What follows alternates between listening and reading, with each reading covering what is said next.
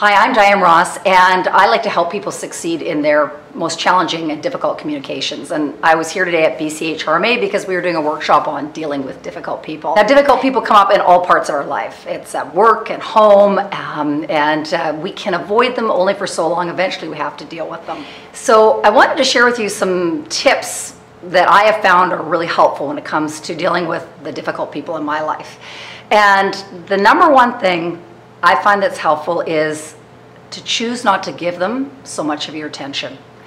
We spend so much time worrying, talking, agonizing over what some of these difficult people in our lives are doing. And it doesn't actually get us anywhere. We're sort of going around in circles and they're zapping our energy. So the first thing I always say to myself is, do I really want to give this person all of this attention and all of this energy? And usually the answer is no.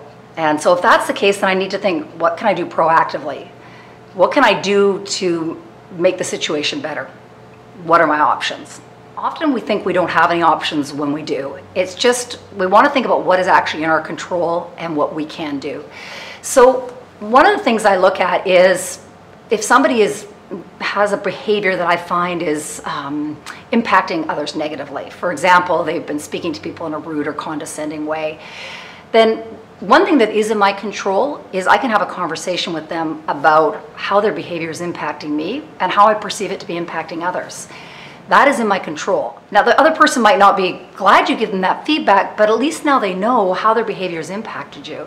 So I think it's really important, if you decide to have that conversation, to think about sharing the impact of their behavior without assuming their intentions and without judging them.